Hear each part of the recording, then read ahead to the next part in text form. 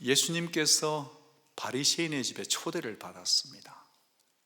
바리새인은 율법에 정통한 자들이고 일반적으로 스스로가 참 신앙 좋다 생각하는 사람들이었죠. 그런데 그들을 향해 예수님은 아주 호되게 이 독사의 자식들아, 바리새인들을 야단친 유일한 존재였습니다. 근데 야단을 쳐놓고서는 또 이렇게 왜 예수님은 초대에 응하고 자꾸 가실까요?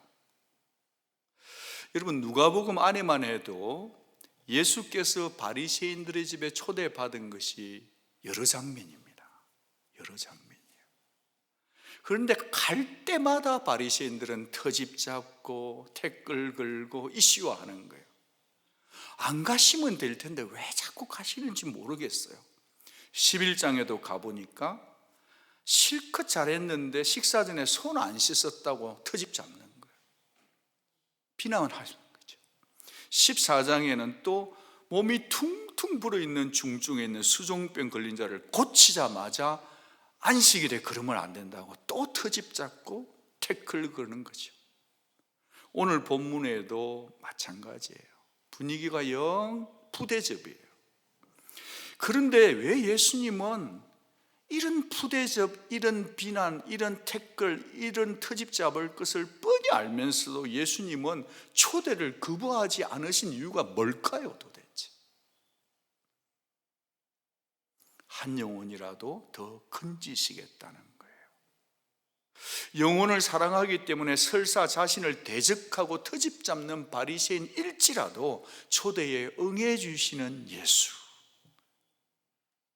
아이고 치아라가 아니고 가셔서 고질적인 율법의 병폐와 그들의 생각과 믿음을 고쳐서라도 구원하시겠다고 가시는 예수가 오늘 이 자리에도 와 계시는 줄로 믿습니다.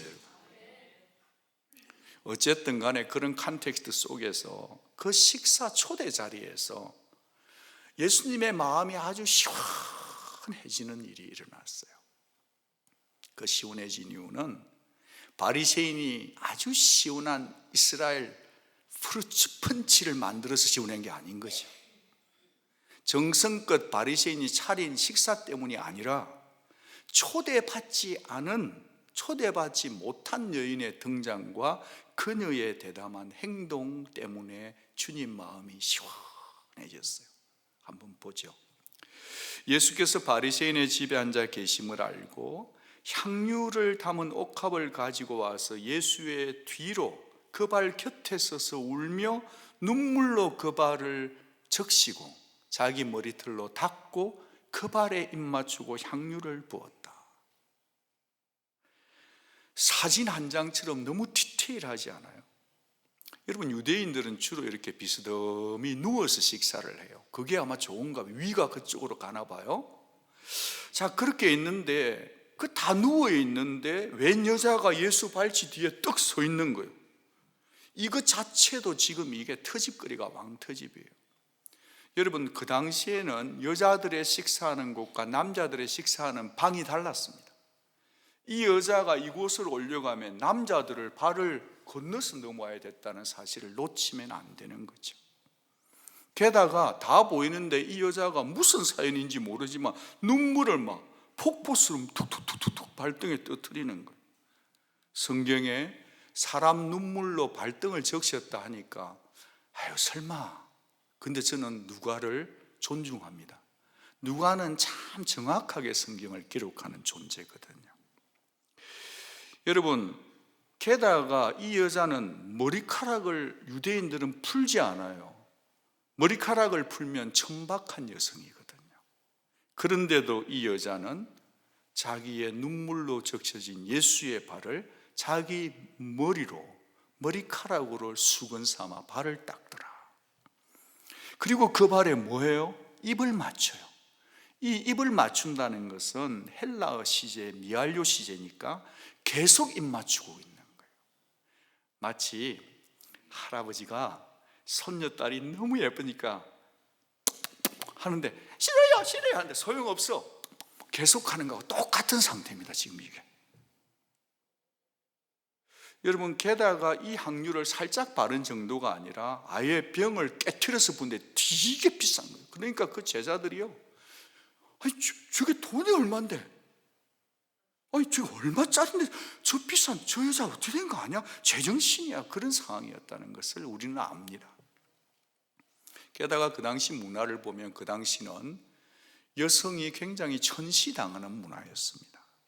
성전에 가도 남자들은 성전 안으로 들어가지만 여성들은 그 여인의 뜰에만 있을 수 있었죠. 당시 여자분들은 랍비에게 항상 떨어져 있었어야 합니다. 여러분, 요즘 이해되잖아요.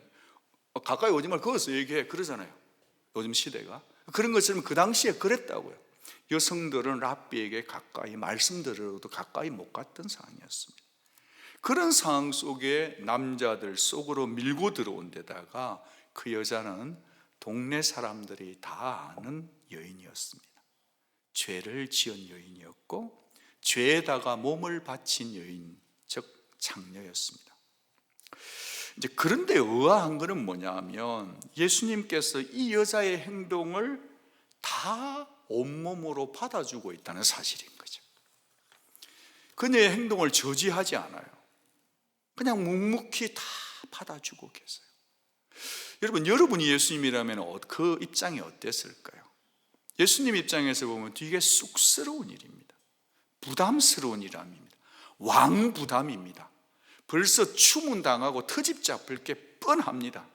그런데 예수님은 온몸으로 다 그녀의 행동을 받아주고 계신데 왜일까요? 왜죠? 예수님은 지금 그녀의 깊숙한 상처를 다 보고 알고 계셨다고 보는 거예요. 어느 누구에도 다가갈 수 없는 여인이었습니다. 누구와도 진심이 통하지 않는 여인이었습니다. 누구에게 말만 좀 걸리면 아니 이 엄탕한 여자가 왜 이래? 이렇게 야유받고 거리가 있는 여인이었습니다. 주님은 그 여인의 깊은 상처를 헤아리고 계신 것입니다. 그래서 주님은 그녀의 진심을 온몸으로 받아내고 계신 것입니다. 여러분, 우리가 믿는 예수님은 진심이 담긴 행동은 그 어떤 것도 거절하지 않는 분이심을 믿으시기를 바랍니다. 다른 사람이 뭐라 해도 소용없어요. 다른 사람이 뭐라고 비난해도 소용없어요. 주님은 사람의 진심을 꿰뚫어 보고 그것이 확인되면 자기가 온몸으로 비난을 받아도 받아주는 분이다. 여러분, 그런 부경인데, 그런 상황인데 바로 그때 바리새인이 가만히 있으면 바리새인 아닌 거죠. 생각도 빠르고 판단이 빠르고 어차피 엔트랩을 걸었던 이 바리새인이 가만히 있을 수가 없어서 속으로 중얼중얼거리고 있었습니다. 속입니다, 속. 그런데 이 사람이요, 만약 이 사람이 예언자고 선지자라고 한다면 저 여자가 어떤 여자인 줄은 알아야 되는 거 아니야? 죄인인 줄도 모르는 거야? 저렇게 이 여자가 치근덕거리는 게 좋은 모양이지, 저 여자는 가버나움의 유명한 여자인데 그렇게 속을 하면서 내가 사람 잘못 봤구만, 초대 잘못했구만 하고 하는데, 거기에 보면 한글 성경에는 없는데 헬라어 성경에 곧이라는 단어가 나와요. 어떤 단어가 나왔다고요? 곧. 그 생각하고 있는 데다가 바로 주님이 이름을 부르는 거예요. 시몬아, 내 너한테 하고 싶은 얘기가 있다는 거예요. 곧 얘기 하나를 들려주세요. 여러분이 잘 아는 얘기잖아요. 시몬아, 빚진 자가 두 사람이 있는데 한 사람은 500데나리온을 빚졌단다. 다른 하나는 조금 50데나리온을 빚졌지. 둘 다 갚을 능력이 없단다. 그래서 주인이 그냥 둘 다 탕감해 주었는데 네 생각에는 그 둘 중에 누가 더 주인을 사랑하겠느냐? 시몬이 똑똑한 척하고 얘기합니다. 더 많이 탕감받은 자죠. 주께서 가라사대 네 말이 옳도다. 여러분, 한 데나리온은 노동자의 품삯입니다. 하루. 500데나리온은 2년치 돈을 벌어서 돈 안 쓰고 모은 거예요. 50데나리온 2달만 모으면 되는 거예요. 여러분, 이 두 사람의 공통점은 뭐죠? 둘 다 갚을 능력이 있다 없다? 없다는 겁니다. 갚을 능력이 없으면 종으로 팔리는 겁니다. 이 무시무시한 경제 뱅크럽시 사이클에 들어가는데 해방될 길은 오직 주인에게 달려 있는데 믿을 수 없는 일이 일어났다는 거예요. 주인이 둘 다 빚을 탕감해 줬다 그러는 거죠. 예수님이 이 말씀을 하고 난 다음에 또 다른 전제로 들어가는 것을 놓치지 말아야 합니다. 그건 뭐냐? 빚과 죄를 동일시한다는 거예요. 무엇과 무엇을요? 빚과 죄를 동일시하셨어요. 그러니까 빚을 탕감받는 것을 죄 용서받는 것과 똑같이 받는 것으로 묶었다는 거예요. 자, 그러면 질문, 500데나리온 빚진 자는 누구죠? 이 두 사람 중에, 여인과 시몬 중에? 여자를 두고 하는 말이죠. 여러분, 주님은 이 여자가 바리새인 시몬보다는 10배나 더 죄가 많다는 것을 사회학적으로 아셨어요. 이 여자가 죄가 많다는 것을 아신 것을 보면 주님은 이 여자와 처음 만난 게 아니라는 것을 생각할 수 있어야 합니다. 문맥의 흐름을 볼 때 주님은 이 여인을 오래전에 아니면 그 전에 본 적이 있다는 거예요. 우리 교회에는 새벽 예배만 나오는 다른 교회 다니시는 분이 계십니다. 저는 그때 그분의 예의를 지키기 위해서 누구시냐고, 어디서 오셨냐고 잘 안 묻습니다. 그러나 식당에 갔을 때 멀리서 그분이 계셔서 그분이 인사하면 저도 압니다. 인사를 하죠. 이렇게 머리 나쁜 목사도 아는데 주님이 아무리 수천 명이 모여왔다 하더라도 주님은 자기에게 말씀을 들어온 여인을 알았다, 그렇게 보는 거예요. 여러분, 이 여인은 생계를 이어가기 위해서 밑바닥 인생을 산 여자입니다. 손가락질 받고 죄를 짓고 살아서 사는 것이 죽는 것이고 죽는 것이 사는 것인 그런 삶을 살았단 말이에요. 그런 그녀가 어느 날 예수 라바이가 죄인의 친구라는 말을 들었다고 봅니다. 그래서 예수님을 찾아가서 멀리서 들었다고 보는 거예요. 어느 인파 속에 있었는지 어느 마을에 있었는지 모르지만 예수의 말씀이 들려졌다는 거예요. 주께서 가라사대 건강한 자에게는 의사가 쓸데없고 병든 자에게라 쓸데있느니라. 내가 의인을 부르러 온 것이 아니요 죄인을 불러 회개시키러 왔도다. 그 음성을 가까이 들었든 멀리서 들었든지 내가 죄인 불러서 구원하겠다 한 그 말은 죄인이라고 스스로도 생각하고 동네 모든 사람이 지탄하는 자기도 어쩌면 불러서 구원받을 수 있겠다는 말 때문에 처음 들어본 말이기에 마음이 꿈틀꿈틀했다고 보는 거죠.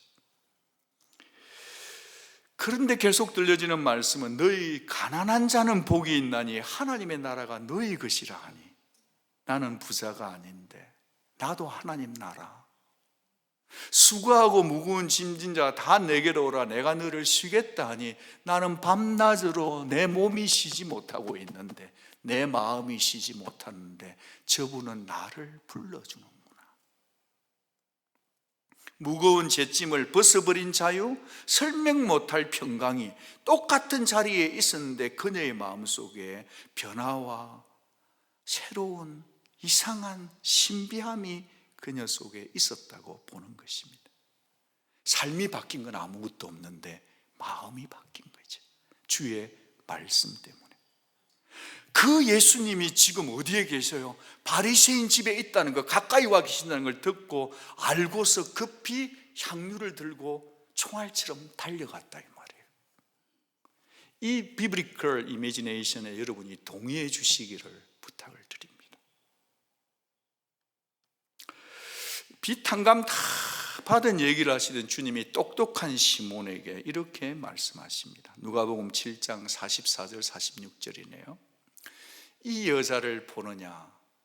내가 네 집에 들어올 때 너는 내게 발 씻을 물도 주지 아니하였으되 이 여자는 눈물로 내 발 적셨고 그 머리털로 닦았으며 너는 내게 입도 안 맞췄는데 그는 내가 들어올 때로부터 내 발에 입 맞추기를 그치지 않았고 너는 내 머리에 감람유도 붓지 않았을 때 그 달러시 앞에 가면 1불 사는 감람유도 안 부었는데 그녀는 향유를 내 발에 부었느니라.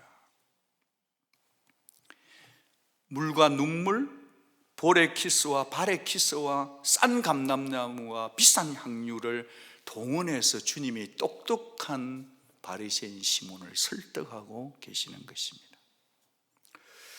여러분, 문화적으로 여러분 들어서 아시겠지만 한 번 더 들어주십시오. 그 당시에 이 고대 근동의 이스라엘 근처는 모래바람길을 걸어 다니기 때문에 사람이 식사 초대를 받았을 때 반드시 종이 발을 씻어줘야 되는 거예요. 종이 없이 가난한 사람이면, 보통 사람이면 물이라도 주는 게 예예요. 바리새인 정도 되면 잘 삽니다. 집에 종들이 있습니다. 그런데 이 사람은 물도 안 주고 종도 안 준 거예요. 고대 근동의 사람들, 이스라엘 사람들은 샬롬이라고 하는 평강을 굉장히 존중히 여겨요. 지금도 가면 샬롬 인사를 해요. 제가 히브리어 한 줄 안다고 저도 이스라엘 성지순례 갔다 왔다고 성지순례팀에다가 샬롬 인사를 했습니다. 그러니까 거기 안에 들려오는 소식이 저를 가르치는 소식이 있는데, 목사님 한 번 하면 안 돼요. 여기는 최소 3번 해요. 샬롬 샬롬 샬롬 하면서 한 수 가르쳐 주시더라고요.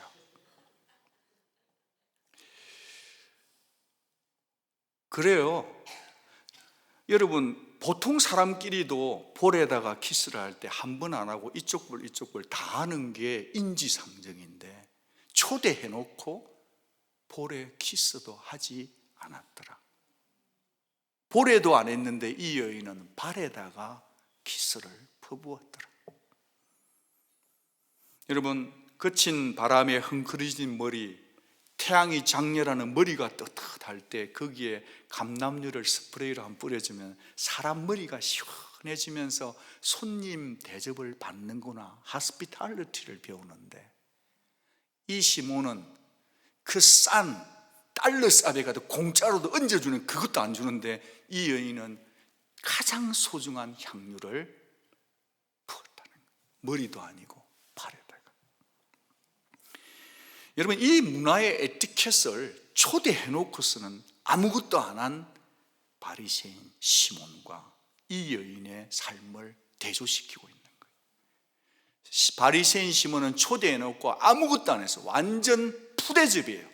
여러분이 그렇게 했으면 당장 치아라마 너희 집 아니면 우리 집에 밥이 없나 그러지 다 나왔을 거예요.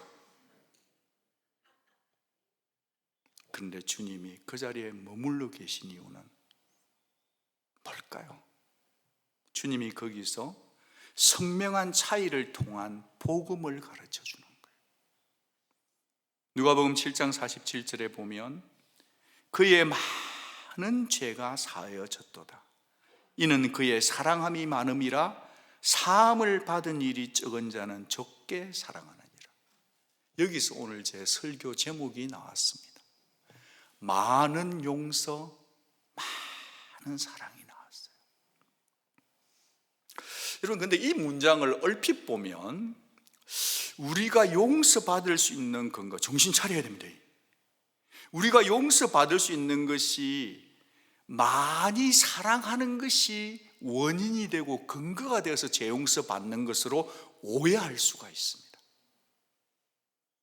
예, 이 여인처럼 머리카락 발 씻기고 발에 입 맞추고 향유 붓는 그런 사랑을 많이 했기 때문에 이 여자가 재용서 받았다고 오해할 수 있다는 거예요.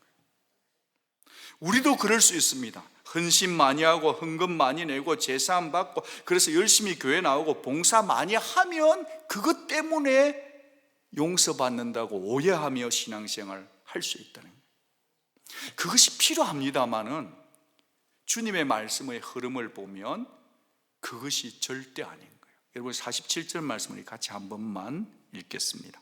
우리가 복음의 균형을 잡기 위해서입니다. 저는 지금 성도의 희생적인 사랑, 많은 사랑이, 예수 사랑이 필요하다고 하지만 무엇이 중요한가를 놓치고 싶지 않습니다. 잘 아는 본문이지만 47절 읽을게요. 시작. 이러므로 내가 네게 말하노니 그의 많은 죄가 사하여졌도다. 이는 그의 사랑이 많음이라. 그 다음 부분, 사함을 받은 일이 적은 자는 적게 사랑하느니라. 여러분, 그러니까 정리를 하면 죄 용서를 많이 받았기 때문에 많이 사랑한다는 진리를 꼭 잊지 마시기를 바랍니다. 용서를 받고 사랑을 받았기 때문에 향유가 아깝지 않더라, 이 말이에요. 물론 여러분 중에는 이 여인처럼 헌신하지 못하는 분들은 이렇게 변명할 수 있어요. 아니, 목사님, 그 사람은 죄가 원컥 많았잖아요. 당연히 그 정도 죄 짓다가 용서받았으면 그 정도는 사랑 퍼부어야죠. 밑바닥 살다가 그렇게 구원받았으면 그 정도 향유도 갖다 붙여. 우리는 그런데 그런 죄 안 지었거든요 라고 말하는 심보가 타락된 우리 속에는 있을 수 있다는 거예요. 우린 그 정도는 아니라는 거예요. 그리고 또 너무 유별나게 그렇게 비난 자처해가면서 그냥 예수님 있을 때 조용히 가서 얘기하지 그렇게 대놓고 나팔 부냐고 말하는 심보가 우리에게 있다는 거예요. 남들이 헌신할 때 괜히 나보다 많이 하면, 그런데 그녀의 행동은 주님의 칭찬받은 행동이요, 그녀는 타이밍을 놓치지 않았다는 거예요. 그녀는 비상식적이고 극단적인 방법을 선택했는데 어디서 이런 용기가 나왔을까를 질문하신다면 그녀 속에는 향유보다 귀한, 향유를 다 부어도 아깝지 않은 예수께서 죄 있는 자신을 찾아와 사랑해 주신 그 예수의 사랑이 먼저 자신의 가슴 속에 향유처럼 쏟아부어졌기 때문에 향유 바치는 게 문제가 안 되더라. 여러분, 지금 인생을 험하게 살기 위해서 몸을 팔아 산다 할지라도 그녀는 결혼에 대한 소망이 없을까요? 그녀도 이 향유는 언젠가는 나도 결혼을 하겠다는 준비였다는 눈물겨운 소망의 향유였음을 잊어서는 안 되는 거예요. 그 향유를 다 붓더라. 왜요? 예수가 나 같은 죄인을 사랑해 주셨으니까. 여러분, 많은 용서가 많은 사랑인데 이 말씀, 죄 용서를 많이 받으면 많이 사랑한다는 말을 뒤집어 보겠습니다. 뒤집어 보면 어떻게 하면은, 많이 사랑하지 않는 것은 죄 용서를 적게 받은 거다. 죄 용서 그 정도 안 받아도 될 만큼 나는 큰 죄 안 지었다라고 생각할 수도 있다는 거예요. 여러분이 주님을 이 여자처럼 뜨겁게 사랑하지 못하는 이유가 혹시 여러분 속에 나는 이 여자처럼 죄 짓지 않았거든요 라고 생각하는 또 다른 교만 아닐까요? 여러분은 죄 용서 받을 만한 큰 죄 지은 것이 생각나지 않습니까 지금? 과연 심각한 회개거리가 없다고 스스로 생각하며 스스로 안전지대에 계시는 건 아닙니까? 그렇게 생각하고 있다면 우리는 예수님의 말씀의 핵심을 놓친 거라고 보는 거예요. 주님이 우리에게 깨우쳐주고 싶은 것은 죄가 많든 적든, 죄가 크든 적든 간에 아담 이후로 모든 사람은 똑같은 죄인이라는 것을 알려주고 싶은 것입니다. 그래, 시몬아, 네 말이 맞다. 너는 이 여자에 비하면 50데나리온밖에 죄짓지 않은 자라고 넌 생각하지? 그래, 맞다. 그런데 있잖아, 내 눈앞에 너도 똑같은 500데나리온 빚진 자다. 아니, 너는 있잖아, 머리가 좋으니까 머리 굴리면서 죄를 짓고, 너는 네 신앙 좋다는 것 때문에 다른 사람을 손가락질하며 젖징하는 죄까지 포함하면 너는 어쩌면 500데나리온 빚진다고 생각하는 이 여인보다 네 죄가 내 눈앞에는 더 많단다 하시는 거예요. 너는 해결할 힘이 없고 이 여인도 해결할 수 없어서 사랑이 많은 내가, 사랑이 많은 하나님이 네 죄를 용서하기 위해서 나를 보냈단다. 여러분, 이 복음을 정확하게 듣고 계셔야 합니다. 여러분 중에는 목사님 저 구원 받았어요, 저 목사님 그 정도 교리는 압니다라고 말한다면 한 가지 더 질문이 있어요. 여러분은 언제 언제나 구원받은 감격 속에 살고 계십니까? 여러분은 언제 은혜 앞에 뜨거운 감동으로 살았습니까? 이 여인처럼 주님의 발치에 가서 감격의 눈물을 흘려본 적이 언제입니까? 여러분, 간이 딱딱해지면 간경화 무섭습니다. 성도의 삶 속에서 하나님을 향한 예수님의 죄용서 주신 죄용서 받은 사랑에 대한 깨어남이 없고 인식이 없고 눈물이 말라 있다면 저와 여러분은 어쩌면 영적인 간경화증에 걸려 있는지도 모른다는 거예요. 우리 속에 눈물이 말라 있다면, 우리는 냉담한 신앙이라면, 머리로만 이해하는 바리새인 종교의 신앙하고 있다고 한다면 지금 우리는 이 말씀을 보면서 무서울 정도로 내 눈물 말라가는 것을 체크업을 해야만 이 말씀을 제대로 듣고 해석하는 자다. 솔직히 말해서 우리처럼 누가 우리 중에 그렇게 이 여인처럼 그냥 이렇게 죄를 짓고 사는 사람 누가 있습니까? 없죠. 적어도 오늘이에는. 그렇죠. 또 우리들 중에 누가 이렇게 바리새인처럼 막 이렇게 교만하고 이렇게 막 하는 사람 누가 없어요. 근데 중요한 것은 그 가운데 있는 우리들을, 우리 신앙을 어떻게 해야 되는지를 체크해야 된다는 거예요. 바리새인이 뭘 안 한 게 아니에요. 바리새인은 자기 집에 초대까지는 했어요. 그런데 마음을 주지 않은 거예요. 우리는 바리새인보다 낮아요. 예수님을 우리의 마음의 집에 초대는 했는데 우리의 삶 속에서 예수님을 푸대접하고 있다면 우리의 신앙은 바리새인보다 나은 것이 있다 없다? 없다는 거예요. 여러분, 시몬에게 기본적인 대접조차 받지 못하신 주님, 냉대받으신 주님은 인격적인 주님이세요. 그분은 서운해하십니다. 여러분 아셨습니까? 그분은 안타까워하십니다. 알고 계신가요? 그분은 노하시는 분입니다. 믿으십니까? 그분은 기뻐하는 분입니다. 저는 우리 예수님의 MBTI 하면 그분은 필러라고 생각해요. 감동파예요. 근데 우리는 너무 그 사실을 자주 잊고 사는 거 아닐까요? 우리는 주님의 감정을 예사로 짓밟으면서 살면서도 그것이 죄인 줄도 모르고 살아가고 있는 것 아닐까요? 그럴 때마다 성령은 얼마나 근심하고 탄식하실까요? 입으로는 주여 주여 하고 교회는 오고 있지만 내 일상생활에서 주를 향한 이 여인처럼 눈물을 들이지 못하고 있다면 우리는 사실은 주님을 속상하게 하는 죄인들일 수 있다는 거예요. 여기서 제가 호흡을 한번 가다듬고 싶습니다.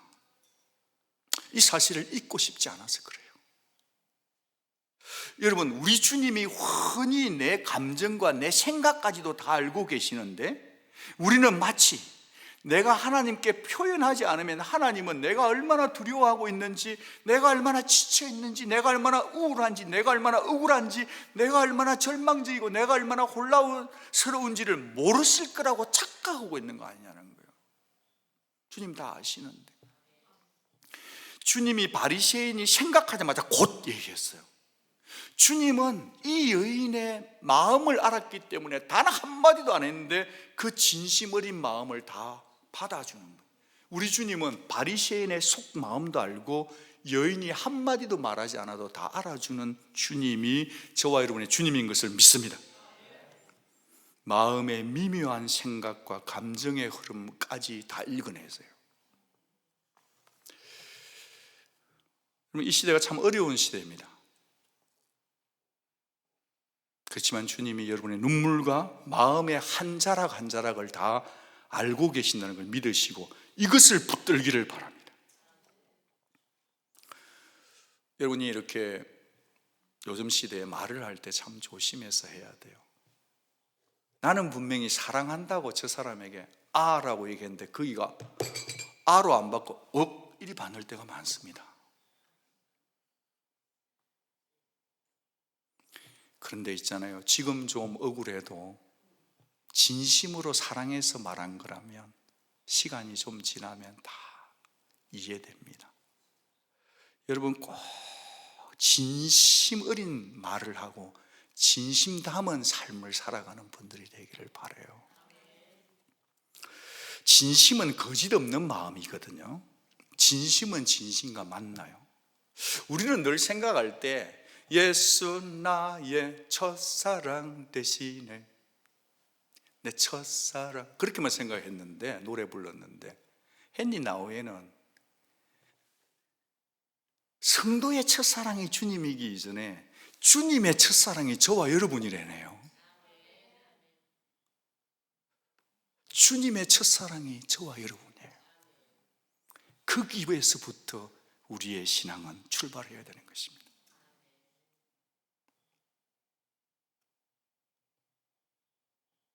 여러분, 우리의 사랑이 참 약해요.